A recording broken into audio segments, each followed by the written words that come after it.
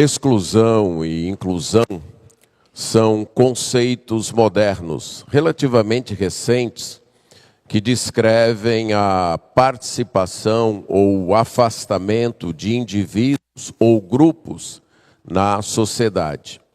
Embora frequentemente mencionados, nem todos compreendem plenamente o seu significado. São conceitos opostos. A exclusão implica em deixar alguém completamente de fora, enquanto a inclusão busca adaptar a sociedade para garantir a participação plena e igualitária de todos, valorizando a diversidade, removendo barreiras.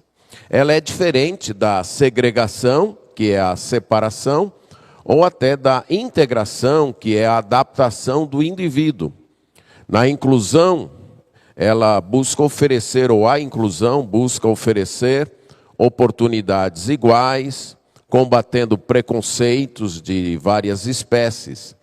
Ela se torna fundamental para uma sociedade que pretende ser democrática.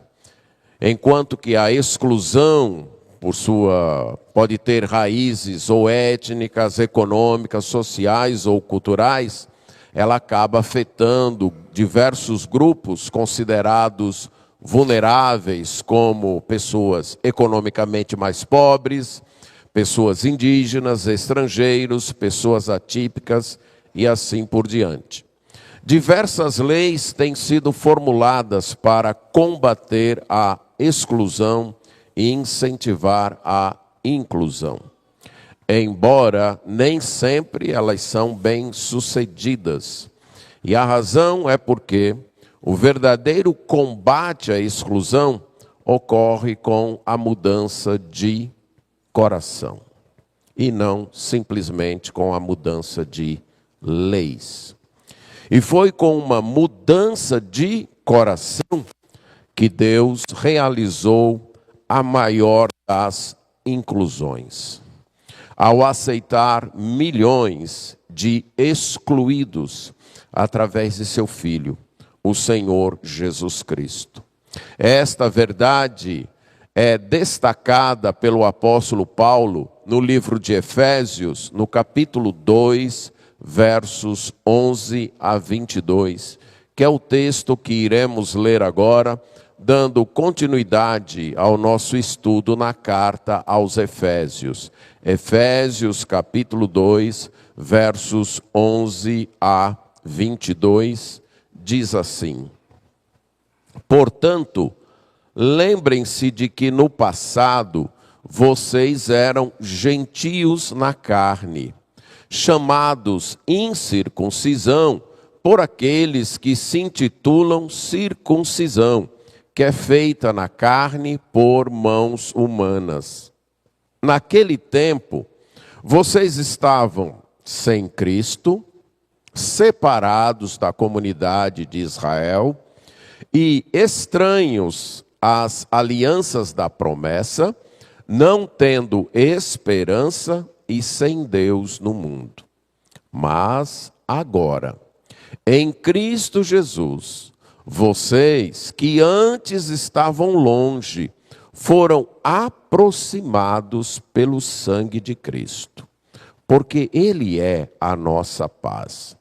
De dois povos Ele fez um só, e na sua carne derrubou a parede de separação que estava no meio, a inimizade.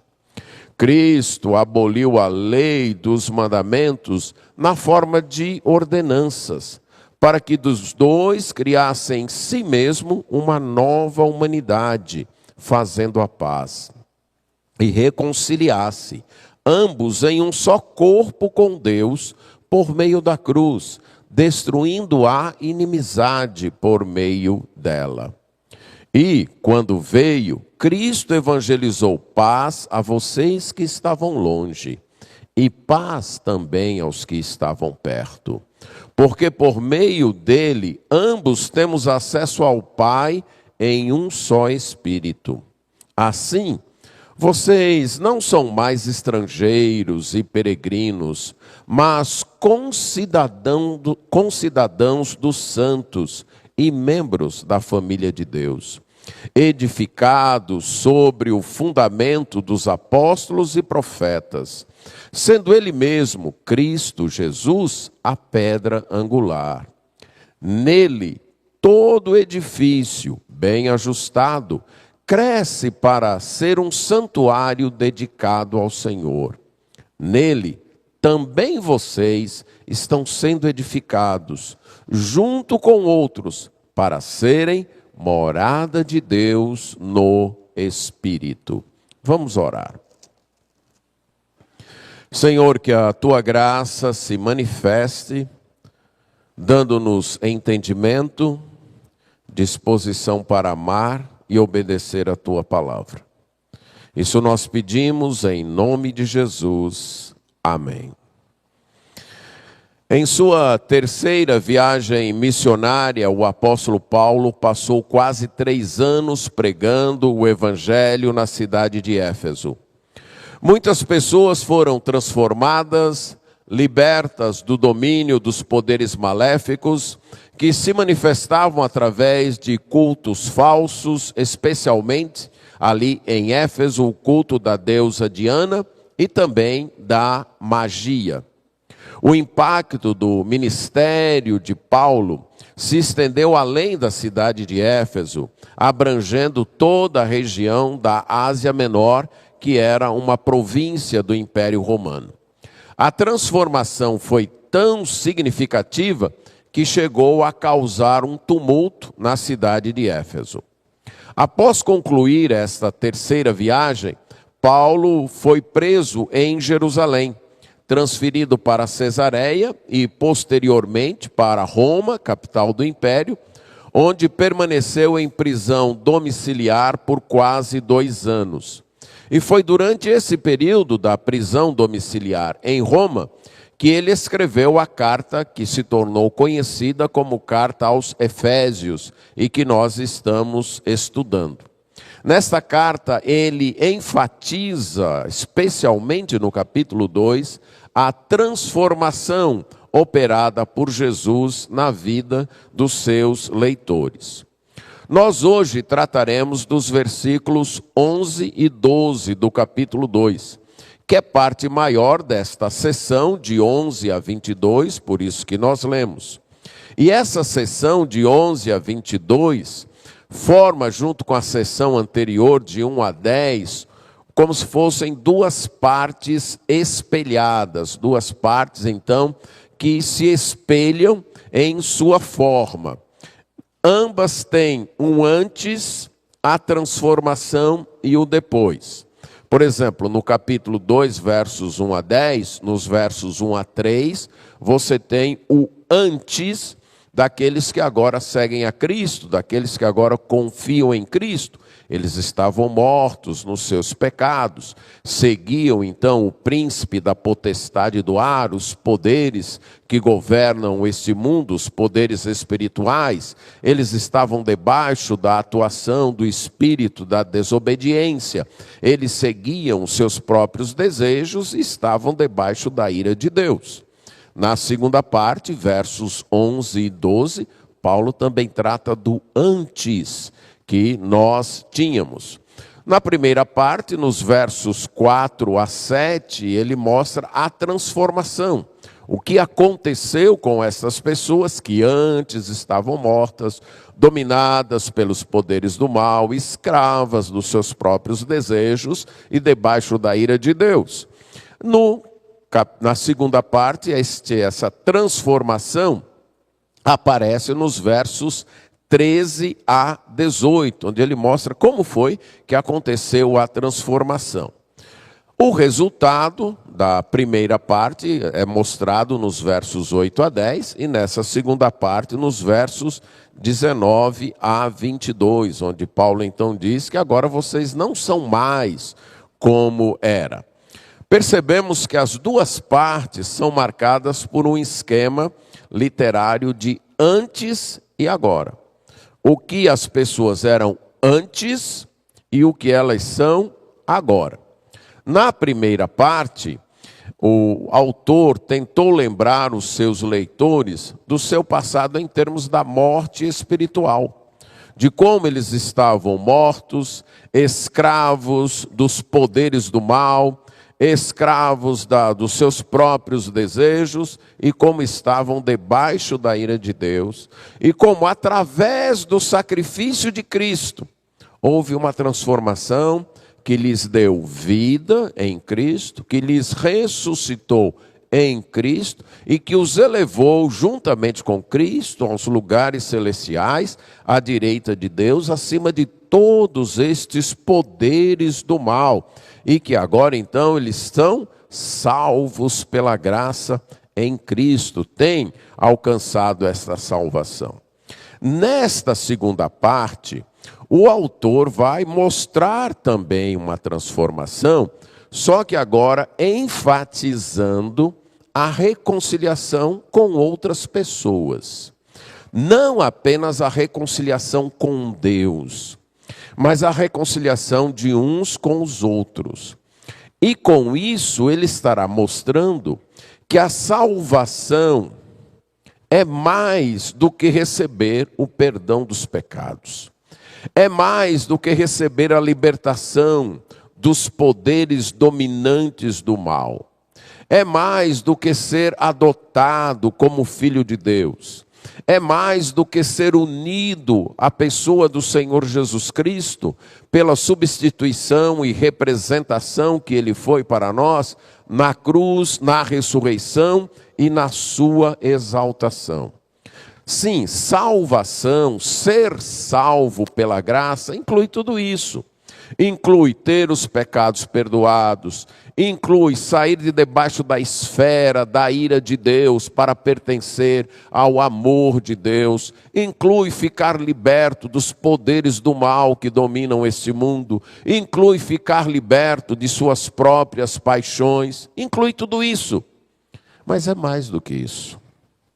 A salvação também inclui pertencer a um novo povo, a uma nova humanidade que o Senhor tem criado nessa nova criação. Ser salvo é também fazer parte da igreja do Senhor Jesus Cristo, onde não há distinção racial, onde não há judeus e gentios separados. Ser salvo é também fazer parte de uma nova comunidade. É também fazer parte do povo. Além de salvas, as pessoas são integradas, incluídas nessa nova humanidade que Deus está criando. Se antes eram considerados impuros e excluídos, agora obtêm uma nova posição corporativa, pertencem ao corpo de Cristo, pertencem à igreja.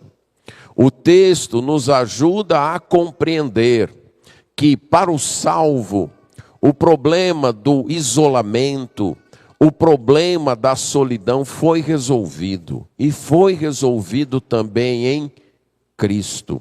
Que ser salvo é viver em comunidade com o povo de Deus.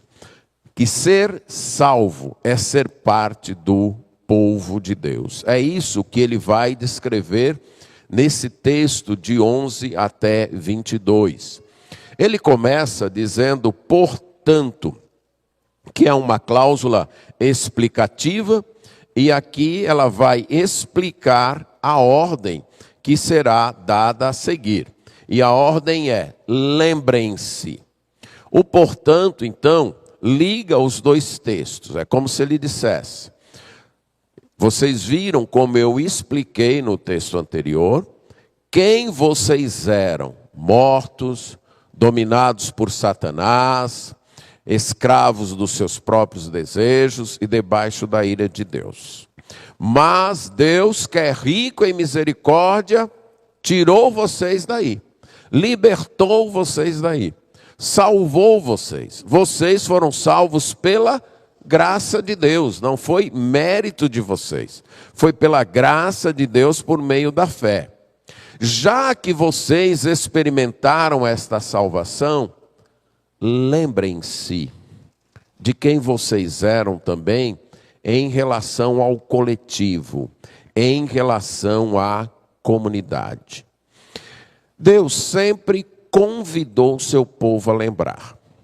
Quando você lê, por exemplo, o livro de Deuteronômio com atenção, que foi um livro escrito por Moisés e que traz as palavras de Moisés quando ele falava à geração de israelitas que iria herdar a terra prometida, várias vezes Deus disse para o povo através de Moisés: lembrem-se que vocês eram escravos no Egito, e eu fui lá e tirei vocês de lá. Deus então quer que a gente sempre lembre do que Ele fez na nossa vida. A transformação, a mudança que Ele fez. O presente é resultado do passado. Então é importante a gente ter na memória o que foi que Deus fez diante do que a gente era no passado. O grande milagre, a grande transformação operada em nossa vida. E aqui, nessa parte, ele vai querer dizer: antes vocês não eram povo, agora vocês são povo de Deus. Antes vocês não pertenciam a este povo eleito de Deus, agora vocês pertencem. Lembrem-se disso, lembrando que foi a graça que colocou vocês nessa situação. Que não foi mérito de vocês, que não foi esforço de vocês, foi a graça. E essa lembrança deve produzir gratidão. Um dos motivos da murmuração é que nós esquecemos, muitas vezes, de onde nós viemos ou onde nós estávamos. Pense no povo de Israel. Você que conhece a história contada ali nos livros de Êxodo e de Números. Quantas vezes aquele povo murmurou?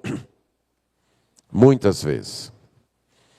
Em sua murmuração, dificilmente eles diziam: lá no Egito a gente era escravo, mandavam na gente, chicoteavam os nossos chefes, mandavam até matar os nossos filhos. Eles lembraram disso? Não. Se eles lembrassem do que a gente sofreu no Egito, do que a gente era no Egito, de como a gente era tratado, dificilmente eles reclamariam, por mais difícil que fosse a situação no deserto. Por mais difícil que fosse a situação, ele: não, mas pelo menos hoje a gente não precisa mandar matar os nossos filhos, jogar os nossos filhos no rio para os crocodilos comerem, a gente não apanha dos nossos chefes, não, hoje a gente trabalha para nós. A falta de lembrança pode produzir murmuração. Algumas vezes Deus faz uma transformação notável em certas vidas, certo? Uma transformação enorme em certas vidas. E aí durante um tempo há uma gratidão, há uma alegria. Mas daqui a pouco a pessoa esquece e surgem alguns problemas naquela nova vida. E ela começa a murmurar. Por isso que ele está dizendo: lembrem-se. Lembrem-se do que você era. Lembre-se de qual seria o seu destino. Lembre-se que se Deus não tivesse atuado na tua vida, o que ela seria? Lembre-se disso. Então lembre-se, de vez em quando, bote os pés no chão e lembre-se, se tiver com vontade de reclamar, de achar ruim a vida que tem, de achar que Deus não lhe ama, que Deus não está lhe tratando bem, que você merece mais do que tem, porque fulano tem isso e fulano é pior do que eu e eu não tenho. Quando você começar a se achar assim, lembre-se de quem você era. À luz da Bíblia, lembre-se de onde você veio. Lembre-se, você estava morto nos seus pecados. Você estava dominado pelas ideias e valores de Satanás, do diabo. Você estava seguindo um espírito que atua nos filhos da desobediência. Você seguia os seus próprios desejos e não tinha como se libertar. Você estava debaixo da ira de Deus. E hoje, por causa do sacrifício de Cristo, você é uma nova criatura. Você tem a salvação. Por mais complicada que esteja a tua vida hoje, tua situação hoje, nem se compara ao que estava antes. Então, lembre-se disso. E depois dele fazer essa exortação, ele diz, lembre-se que antes vocês eram gentios na carne. Gentios aqui é utilizado para falar de pessoas que não pertenciam ao povo judeu. Então, os judeus, as palavras aqui é da perspectiva de um judeu falando para quem não é judeu. E Paulo era judeu. Então, ele diz, antes vocês eram gentios. Os judeus dividiam as pessoas em dois grupos. Eles, judeus, e os gentios, os que não eram judeus. E Paulo acrescenta gentios na carne, quer dizer, vocês não nasceram de judeus, vocês não tinham parentesco com judeus. A ascendência de vocês não era judia. Então vocês não pertenciam ao povo judeu. Hoje, dificilmente nós temos essa noção. Mas ali, na época e naquela região da Ásia Menor, os judeus estavam espalhados em todo canto e tinham certa influência. Então, um gentio, isto é, um não-judeu que se convertesse, ele encontraria judeus na igreja.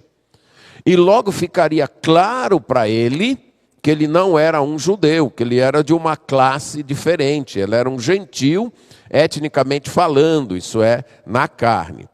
Para você ter ideia do embaraço que isso causava, você lembra lá em Atos 10, quando Pedro vai para a casa de Cornélio pregar.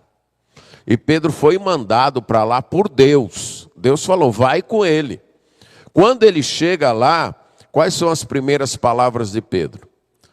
Vocês sabem muito bem que não é permitido a um judeu entrar na casa de um gentio. Já pensou você começar a pregar o evangelho para uma pessoa dizendo logo isso? Vocês sabem muito bem que não é permitido a um judeu entrar na casa de um gentio. Para você ter ideia de como isso era forte. Aí Paulo está dizendo para os seus leitores, lembrem, antes vocês eram considerados gentios. E ele diz, e vocês eram chamados incircuncisão, por aqueles que são chamados, que se intitulam circuncisão, feito por mãos humanas. O que vem a ser a circuncisão? A circuncisão foi o sinal estabelecido por Deus da aliança que ele fez com Abraão. Aparece lá em Gênesis 17. Ela seria semelhante hoje à cirurgia de fimose, era retirada da carne do prepúcio do órgão masculino. Então, todo descendente de Abraão tinha que ser circuncidado ao 8º dia. Qualquer estrangeiro que quisesse fazer parte daquele povo, deveria também passar pela cirurgia da circuncisão. Com o tempo, a circuncisão acabou se tornando sinônimo de judeu. Ser circuncidado era quase considerado ser judeu, era uma marca distintiva do judeu. E ser incircunciso era uma coisa vergonhosa, não ser circuncidado. Lá em Gênesis 34, quando alguém de Canaã quer tomar Diná, filha de Jacó, como esposa, os filhos de Jacó, os irmãos dela, dizem, nós não daremos nossa filha aos incircuncisos. E talvez mais conhecido são as palavras de Davi, quando ele vai guerrear contra Golias, né? Ele chama ele de incircunciso. Então se tornou um termo pejorativo para os que não eram judeus. Então eram considerados pessoas impuras, pessoas inferiores. O apóstolo Paulo vai mostrar que a circuncisão, isso já estava no Antigo Testamento, desde o livro de Levítico, que a circuncisão na carne, sem a circuncisão de coração, não adiantava nada. Que a circuncisão era meramente um sinal. A gente pode ilustrar assim. Alguém que entra nesse tanque e passa pelo ritual de batismo, mas verdadeiramente não se converteu no coração, isso aqui não significou nada. Não, foi um banho. E um banho muito mal tomado, porque foi tomado com roupa e só deu um mergulho e saiu. Vocês estão entendendo? Esse ritual de batismo só tem valor se no coração a pessoa já foi batizada. Se no coração ela já foi unida a Cristo. Pronto, aí tem valor. A mesma coisa Paulo fala da circuncisão. Não só Paulo fala, mas como eu disse, vem desde o Antigo Testamento, Levítico e Deuteronômio, Jeremias, os profetas falaram muito disso. Só tem valor se o coração for circuncidado. Se for algo feito de coração. Mas os judeus davam tanta importância a isso, que naquele mesmo episódio de Atos 10, que eu citei há pouco, Pedro então começa a pregar para Cornélio e os da sua casa, nenhum era circuncidado, e o Espírito Santo vem sobre aquele povo, e os judeus ficam espantados, até sobre os, e eles usam essa expressão, incircuncisos, caiu o Espírito Santo. E quando tudo acontece, Pedro então batiza aquele povo, que Pedro volta para Jerusalém, tem um grupo lá esperando Pedro já com pedra na mão. Como é? Você entrou na casa de incircuncisos e comeu com eles? Estou contando estes fatos para mostrar para vocês como isso naquela época era forte. Aí Paulo está dizendo, vocês eram considerados pelos judeus, pelo povo eleito de Deus, pelo povo com o qual Deus tinha uma aliança, vocês eram considerados inferiores e impuros e eram desprezados. Então eu quero que vocês lembrem disso. Como vocês eram considerados antes. Vocês estavam excluídos antes. Vocês não pertenciam a este povo desprezava vocês antes, não queria nada com vocês. Esta era a situação de vocês. Mas não apenas isso, e agora no verso 12, ele entra com detalhes bem mais fortes e reais da situação anterior. Naquele tempo vocês estavam sem Cristo, sem o Messias, sem o Salvador, sem conhecer Jesus Cristo, separados do amor de Cristo. Naquele tempo, não havia acontecido ainda aquela união legal, na qual a morte de Jesus foi a morte de vocês. Vocês foram unidos a Jesus, de maneira que a morte dele foi a de vocês. A ressurreição dele foi a de vocês. E a exaltação dele foi a de vocês. Vocês estavam sem Cristo. Vocês estavam sem este sacrifício de Jesus Cristo, que é suficiente para perdoar os pecados de vocês. Sem Cristo significa que vocês ainda estavam mortos nos vossos delitos e pecados. Mas não apenas isso, vocês estavam separados da comunidade de Israel. A ideia aqui de separados da comunidade é, vocês não pertenciam, não tinham os direitos de cidadania que o povo de Israel tinha. Aqui não se trata de uma cidadania civil, mas das bênçãos e direitos religiosos de acesso a Deus que o povo de Israel tinha. O povo de Israel tinha o acesso à lei, à revelação de Deus. O povo de Israel tinha as alianças, como Paulo demonstrou lá em Romanos. O povo de Israel tinha acesso ao templo, adorar no templo, poderia fazer os seus sacrifícios. E Paulo diz, vocês não tinham direito a nada disso. Vocês não tinham direito a estes privilégios. Não só isso, mas vocês também não tinham acesso, eram considerados estranhos às alianças da promessa, aquelas alianças que Deus fez, a aliança que Deus fez com Abraão, a aliança que ele fez com o povo de Israel no Monte Sinai, a aliança que ele fez com o rei Davi, retratada em 2 Samuel capítulo 7, a nova aliança contada lá no livro de Jeremias. Não, essas alianças eram algo estranho para vocês. Vocês não tinham acesso a estas alianças e nem a promessa. E aqui por promessa, eu creio que ele resume todas as promessas do Antigo Testamento que apontam para o resgate do povo de Deus e a restauração da criação, a redenção da criação, a transformação deste mundo. E estas promessas incluem a vinda do Messias, o derramar do Espírito Santo, o fato de que Jesus voltará para implantar o seu reino, trazer a vida eterna. E ele diz, vocês não tinham nada disso. E nestas três partes aqui, sem Cristo, separados da comunidade de Israel e estranhos às alianças da promessa, o aspecto de exclusão aparece muito forte. Deus havia escolhido um povo em Abraão, o propósito era através desse povo alcançar outras nações, mas enquanto esse alcance não chegasse, esse objetivo não fosse alcançado, as pessoas estariam alheias a tudo isso.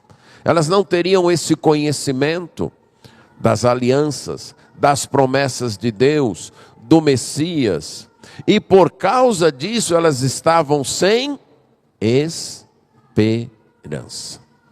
Imagine aí no significado dessa frase, sem esperança.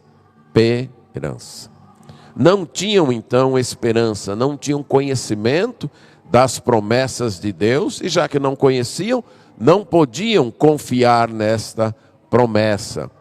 Elas não tinham convicção de que algo poderia ser melhor. Uma outra vez que o apóstolo usou a expressão sem esperança, foi em 1 Tessalonicenses capítulo 4, verso 13, onde ele trata da esperança da ressurreição. Sem esperança significa que a morte é o final, que a pessoa não tem mais nada após a morte. Ela não espera uma nova vida. Sem esperança só resta o medo, o desespero e a desesperança.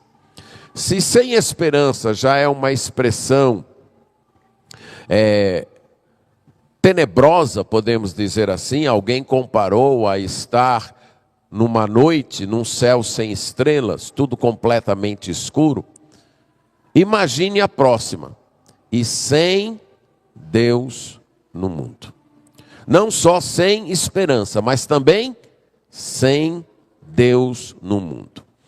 É verdade que eles adoravam vários deuses. Ali na cidade de Éfeso tinha vários templos, inclusive o mais conhecido, que era o templo da deusa Diana.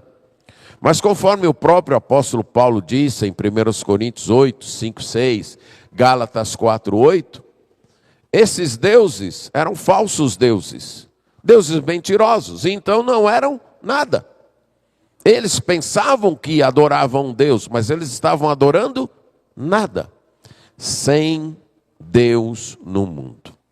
Para mim essa, entre todas aqui, é a frase mais triste, né? Sem Deus no mundo. Mas, sem Deus no mundo, em certo sentido, fecha o quadro que começa no verso 12, que é sem Cristo.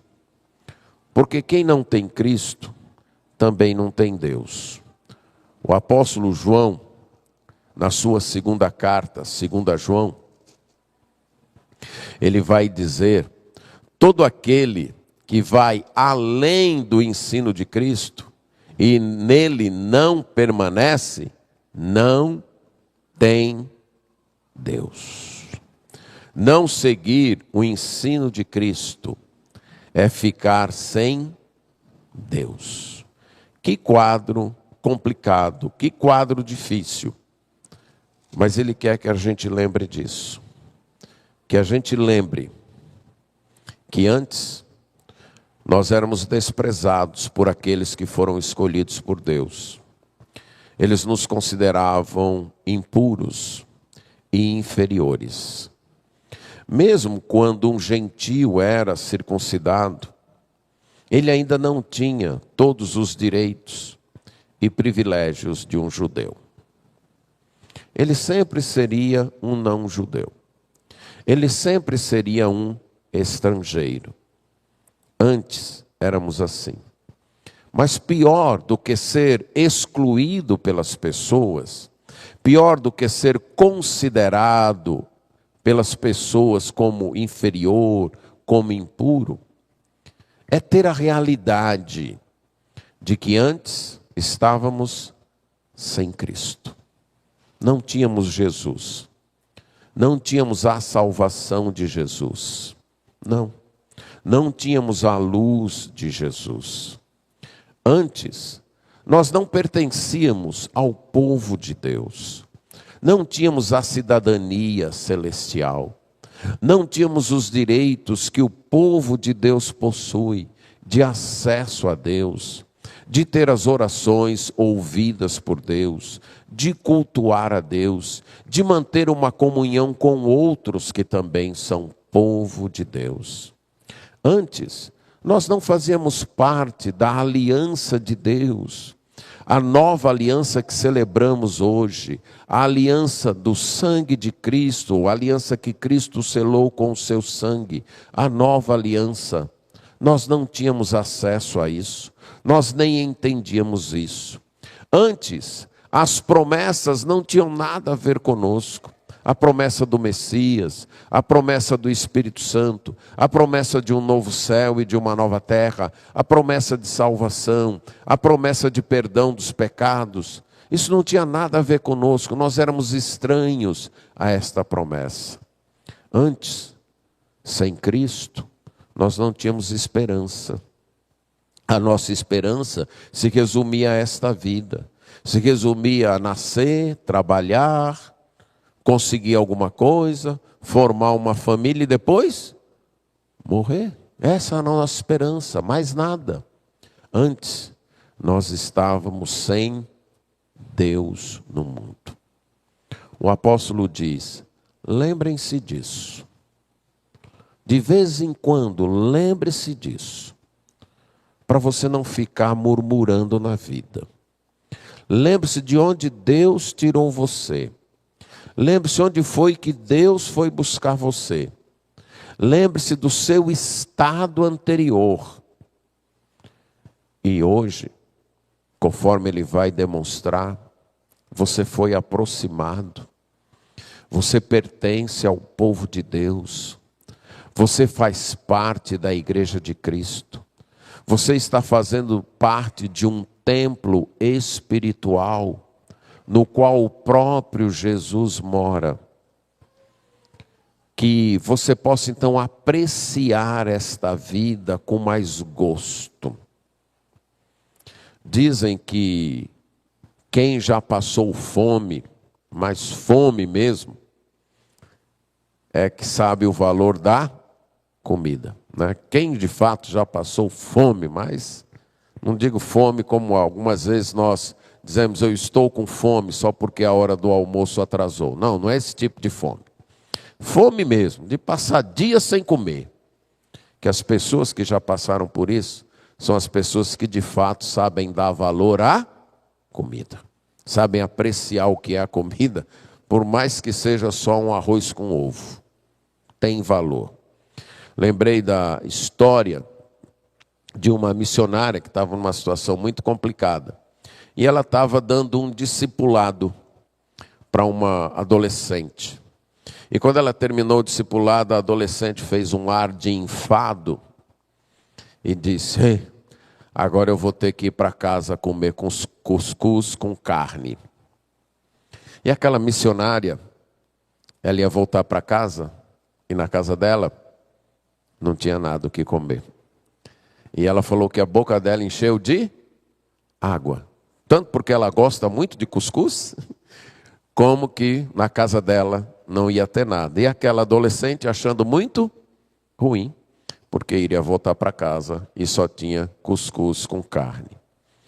Quando a gente lembra de onde a gente veio, do que a gente era, a gente aprecia melhor a vida que nós temos hoje. Por isso que Paulo nos chama a essa lembrança. Antes de você reclamar, porque na sua vida as coisas não estão do jeito que você gostaria. Antes de murmurar por causa disso, lembre-se de quem você era antes de Cristo chegar na tua vida. Lembre-se da transformação que Ele fez na tua vida. E agradeça a Ele por causa desta transformação. Nós iremos fazer a conclusão do nosso culto, com um hino de composição do Grupo Logos, que nos chama exatamente a essa reflexão, que testemunha exatamente isso, o que nós éramos e o que nós somos hoje.